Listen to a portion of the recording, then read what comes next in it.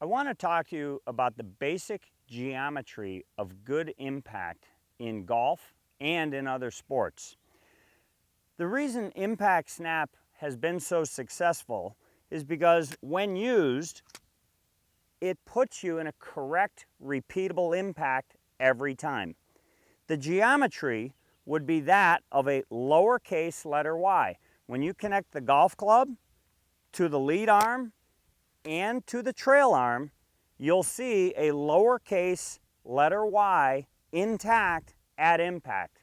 When we look at other sports, if we were playing baseball, for instance, this being the ball, good hitters, when they come into impact, they have their Y intact so that a ball that's coming at them at 95 miles an hour, the bat itself will have leverage or stability to react and hit the ball out.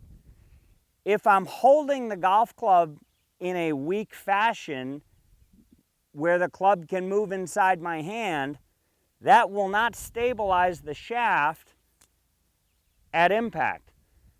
As I get closer to impact, I may increase the pressure in my wrists and forearms so that they are stable through impact. If I were punching a punching bag, I don't need my wrists tight and firm and braced here. I need the wrist tight and firm and braced when I get to the bag itself. That's going to protect the wrists as you go through a nice solid impact. That basic geometry applies for all clubs, with the exception of the putter. If I'm hitting a wedge relative to this vertical line, the golf club actually will return forward of the line. When I connect my arms, we'll see there's my lowercase y intact. That's putting you in a very braced position so that the shaft will be nice and stable when I crash into the ball and into the ground. Any other geometry or any deviation from this geometry will get the golf club to start hitting the ground too soon.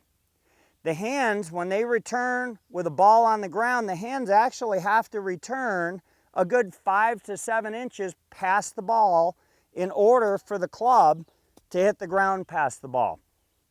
If the hands never get past the ball with an iron or a ball on the ground, the club will hit the ground too soon.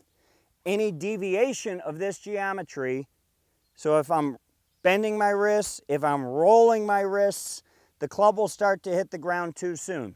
We'll also see any bending or rolling of the wrist is going to change the path of the club. So if you're a slicer and you try and roll your wrist to hit a hook, the path is only going to keep moving more across the ball, which is going to either force you to pull the ball or hit a bigger slice.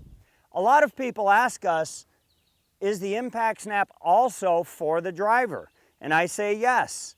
With an iron, our hands are past the ball. Half of my body or more might be past the ball.